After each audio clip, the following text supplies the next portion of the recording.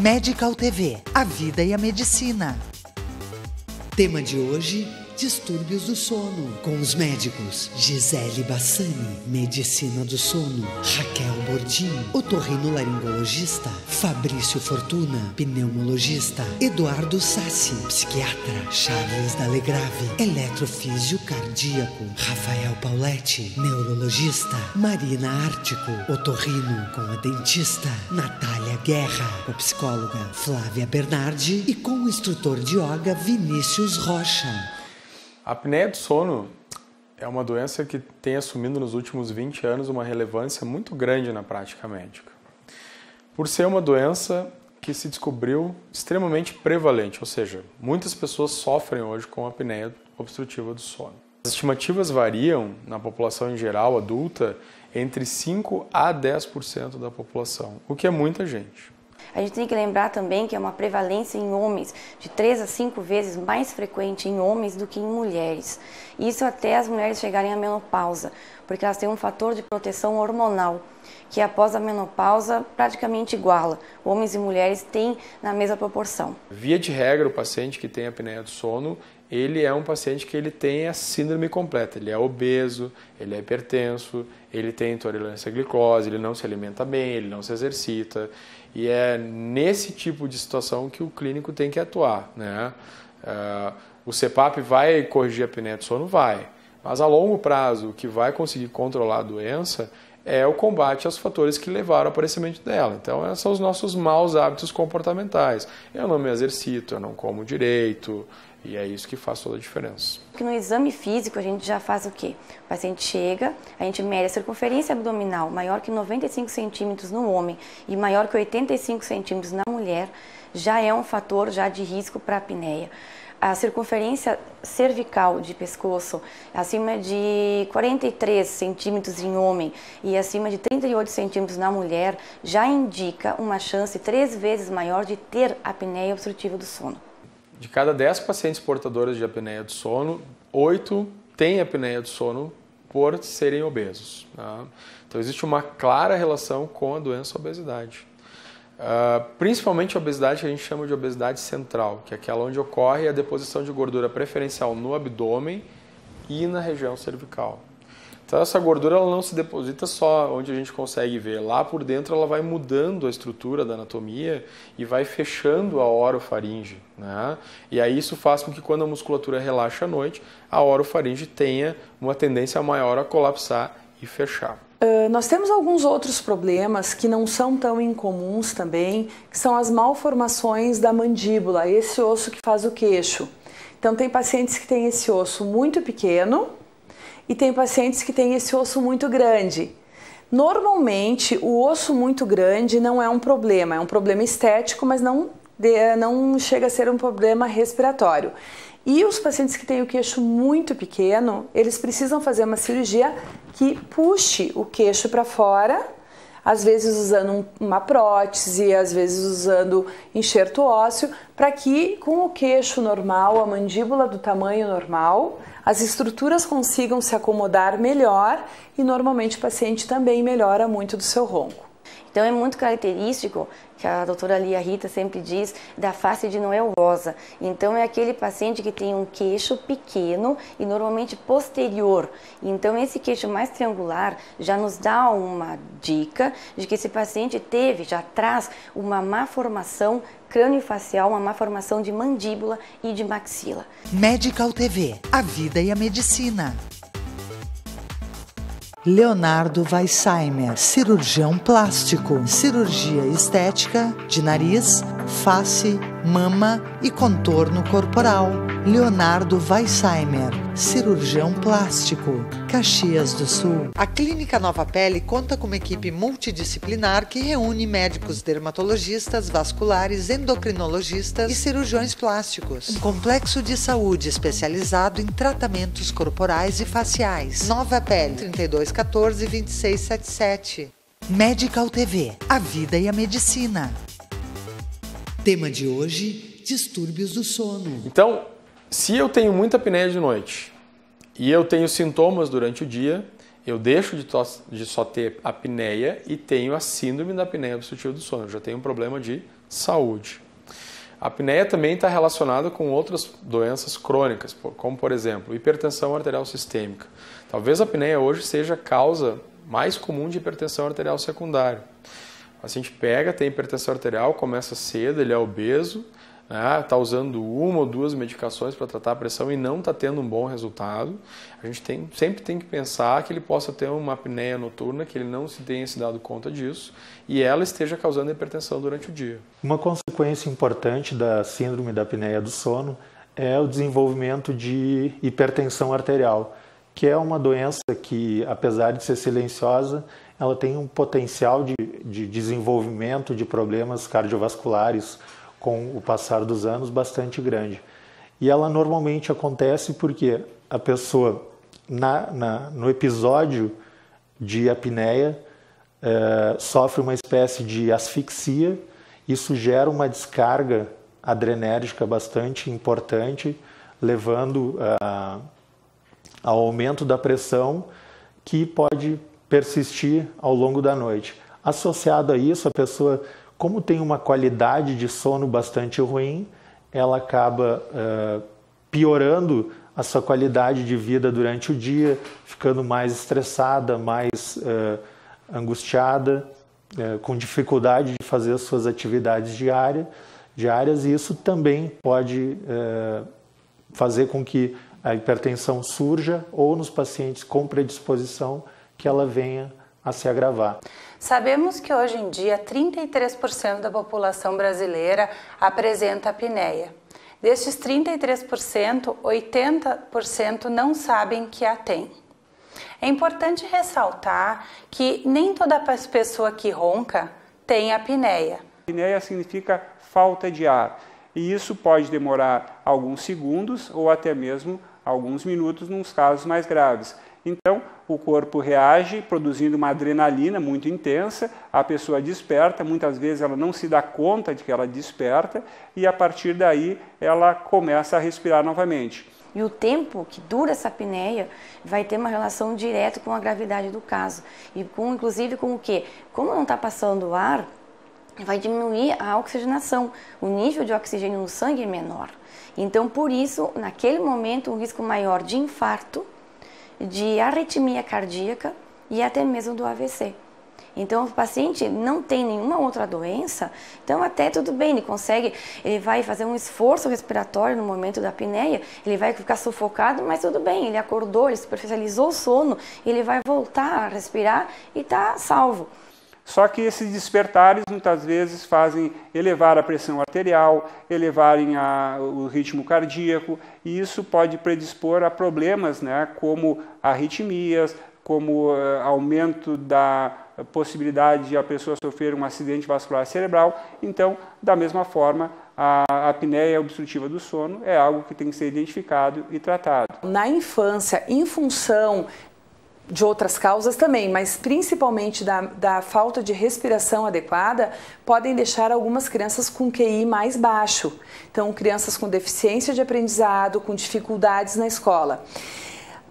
Em relação aos adultos, os adultos que roncam e têm apneias prolongadas, principalmente, são adultos que vão trazer para si uma velhice mais cedo. Então, a demência senil está ligada também à má qualidade do sono e às apneias. São pacientes mais lesados, eles lesam o seu cérebro com essa falta de oxigenação. São pacientes que têm uma demência senil, um Alzheimer, esses problemas do esquecimento, da memória, mais cedo, eles trazem isso para eles muito mais cedo. Então, o que era para ele ter esses sintomas normais com a idade, com 80 anos, às vezes se apresentam com 60, com 65. Porque a gente sabe que a sintomatologia do Alzheimer, ela tende a se manifestar mais precocemente em quem irá ter Alzheimer, ela tende a se manifestar mais precocemente em quem tem menos esclarecimento, menos leitura. Quanto mais conexões neurais você fizer, mais tardiamente o seu quadro de Alzheimer tende a aparecer, se você está predisposto a desenvolver. Ora, se você ao longo de uma vida com apneia do sono teve dificuldade de manter a atenção, de fazer, é possível que sim, que num paciente que que esteja determinado que vai desenvolver Alzheimer, ele acabe tendo seus sintomas antecipados. Tem uma gravidade muito maior do que as pessoas pensam.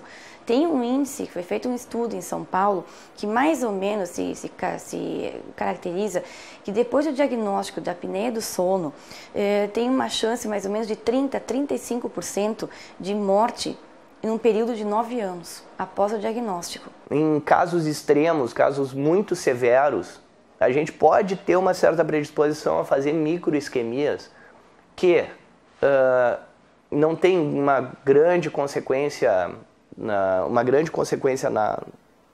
em geral, né? A gente não vê grandes consequências, mas que se isso ao longo de muitos anos, elas vão fazendo um montante de pequenas isquemias que vão se somando, que podem vir a gerar problema.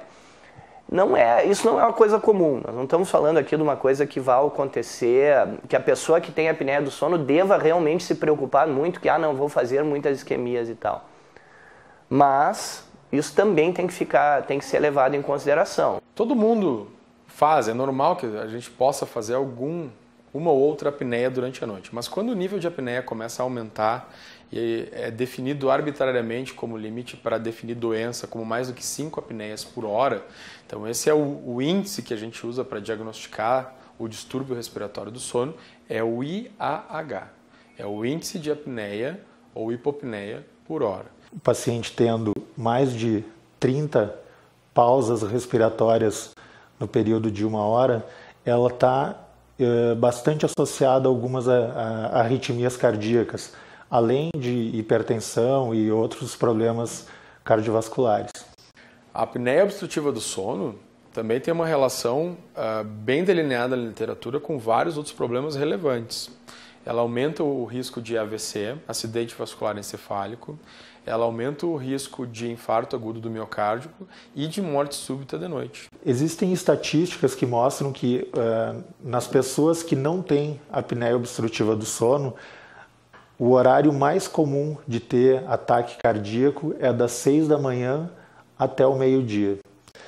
Nos pacientes, nas pessoas que têm apneia do sono e que têm associado algum problema cardiológico, está bem documentado e bem registrado que a maior incidência de morte nessas pessoas é durante o período da madrugada, da meia-noite até as 6 da manhã, fazendo uma forte relação entre a apneia do sono e o maior risco de mortalidade durante esses eventos de apneia, arritmias e o desenvolvimento de arritmias mais graves com o risco de morte. Medical TV, a vida e a medicina. A Clínica Sul Diagnósticos por Imagem possui equipamentos de ponta e uma equipe altamente especializada. Diagnósticos precisos, agilidade, atendimento personalizado e localização privilegiada. Sul Diagnósticos por Imagem, ajudando o teu médico a cuidar de ti. Acesse www.produtora.com.br/Medical TV e reveja todos os programas. Medical TV. Medical TV. Uma causa bem comum de artrose, principalmente. Medical TV, a vida e a medicina. Tema de hoje, distúrbios do sono. Bom, em relação aos pacientes adultos que nos procuram para avaliar o ronco e a apneia do sono, depois de descartadas todas as diferenças estruturais, anatômicas ou as patologias como rinite alérgica, nós solicitamos ao paciente que faça um exame muito importante, que é a polissonografia. Essa polissonografia é um exame que vai nos confirmar, vai nos dar o diagnóstico, principalmente aquele paciente que ronca, para confirmar que tenha ronco e apneia do sono durante a noite. Em torno de 9 horas ele chega aqui, é recepcionado pelas meninas, pelas técnicas, e elas vão fazer o questionário do paciente. Ela vai fazer o que a gente chama de montagem do exame. Essa montagem que a Cris está fazendo aqui na Karina é para a gente ter esse parecer durante a noite de tudo que acontece. Então tem os eletrodos aqui, também é colocado aqui, tem a cânula para ver o fluxo, o termistor, tem o microfone para a gente conseguir avaliar o ronco. E essas cintas são colocadas, aqui tem um sensor de posição, e essa cinta é para avaliar o movimento respiratório que ela faz durante a noite. No dedo ela tem um oxímetro, então aqui é um oxímetro para conseguir ver o nível da saturação do oxigênio durante a noite, como é que se comporta. Então a gente tenta fazer um apanhado completo.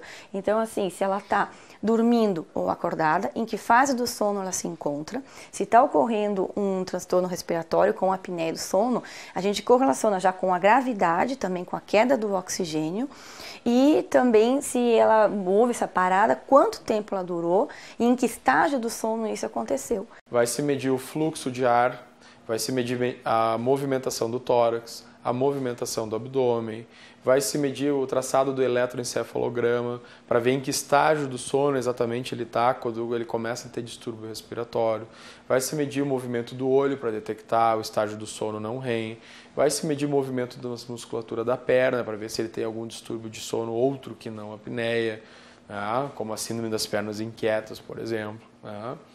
Então, a pressão arterial, a oxigenação do sangue, a frequência cardíaca. Então, através dessa monitorização completa, durante todo o sono do indivíduo, depois o especialista na medicina do sono, um neurofisiologista, vai pegar esse traçado e ele vai dizer exatamente quantas vezes o indivíduo está tendo apneia ou hipopneia e quantas vezes ele está acordando por hora, para a gente ter uma ideia do diagnóstico da doença e da gravidade da doença. Aqui ele consegue distinguir o ronco, se o paciente está roncando ou não, se ele apresenta apneias e hipopneias, o eletrocardiograma, que a gente é feito durante a noite também, o eletrocardiograma, para poder detectar a arritmia cardíaca que ocorra durante esse período do exame.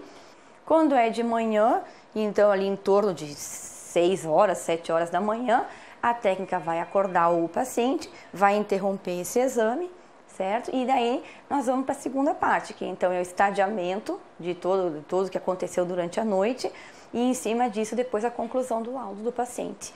Bom, em relação ao tratamento, a apneia obstrutiva do sono, ela tem algumas modalidades terapêuticas. A que tem maior fundamento na literatura para a apneia do sono, que é indicada nos estágios moderados a graves, é a pressão contínua positiva das vias aéreas, que também é chamado de CPAP. Então, se o problema é uma via aérea que fecha durante a respiração, a única maneira que a gente tem de evitar esse fechamento de forma absoluta, por enquanto eficaz, é pressurizando o sistema dentro da via aérea. Isso é feito através de uma máscara que é colocada no indivíduo, existem diversos tipos, existe a pressurização através do nariz e da boca, Então, cada pessoa pode tentar achar o tipo de interface que é mais confortável para si. E isso é ligado numa maquininha e que ela fica pressurizando a máscara e, consequentemente, a via aérea. Então, quando a musculatura relaxa, como essa via aérea está pressurizada, ela não fecha. E o fluxo se mantém durante a noite inteira. Com o tratamento, digamos, em apneias graves, com o tratamento com o CPAP, é claro que a gente melhora muito a qualidade de vida desse paciente, a gente está evitando consequências maiores, mas uma parte do dano não vai poder ser revertida. Então é por isso da importância do diagnóstico precoce. O tratamento com a pressão contínua positiva das vias aéreas eficazmente reduz a apneia do sono até níveis quase inexistentes, até a normalidade, é só ajustar o aparelho, melhora o controle da pressão arterial, melhora o índice de obesidade, ajuda um pouco no controle glicêmico, ajuda a pessoa a perder peso e melhora os sintomas decorrentes da apneia. É um aparelho que hoje nós temos aparelhos bastante adequados e de fácil utilização domiciliar, a pessoa coloca na hora que vai dormir, permanece a noite toda com ele e pela manhã, quando acorda, retira.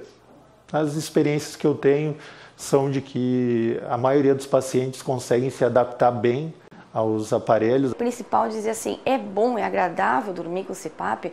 Não, não é. Mas acontece que é o que vai te manter vivo e o que vai te livrar de hipertensão, de diabetes. E nos pacientes que já têm, muitas vezes a gente consegue uma melhora nos níveis pressóricos e um controle melhor da diabetes. O paciente acorda bem, o paciente acorda disposto, ele tem outro pique durante o dia, ele deita, ele dorme suas 8 horas, ele está outra pessoa. É um rejuvenescimento. Porém, tem pacientes que não se adaptam. Para esses aí e para os portadores de apneia leve, quando não tem uma consequência tão grande na neurofisiologia, Uma coisa que pode funcionar são os aplicativos orais. A evidência na literatura médica para a eficácia dos aplicativos orais é bem menor do que para a pressão contínua positiva das vias aéreas. O aparelho intraoral, nos casos de paciente com apneia grave, não resolve totalmente o problema, mas ameniza o grau de apneia. É importante enfatizar que a única maneira de tratar as arritmias que ocorrem durante o sono secundárias à apneia obstrutiva do sono é com o uso do aparelho chamado CPAP. O aparelho é esse aqui, então é o aparelho de pressão contínua, positiva contínua, que vai transmitir essa pressão até a máscara e vai conseguir viabilizar a passagem de ar. O problema da apneia é que ela é, na maior parte das vezes, uma doença silenciosa. O paciente que é portador da apneia, ele fica vários anos tendo apneia de noite e ele não sabe disso, ele não se dá conta disso, porque ela não dá sintomas durante o dia, ou os sintomas eles são um pouco perceptíveis. Acorda bem de manhã, tem cefaleia matinal, acorda cansado, gostaria de dormir mais um pouco, se não se sente pronto durante o dia, tu vai ler um livro, tem sonolência, tu vai ver televisão, tem sonolência, tu tá às vezes de carona no carro, avião, pronto, tá dormindo. Então isso até a gente chama uma escala de sonolência de Epworth. Isso é um questionário que a gente aplica durante a consulta, é um questionário muito simples e que fazendo mais de 10 pontos, a gente já sabe que tem sonolência excessiva diurna. Quer seja a causa, existem outras causas para isso, privação crônica de sono, trabalhadores em turno, mas a apneia obstrutiva do sono é uma grande causa de sonolência excessiva diurna.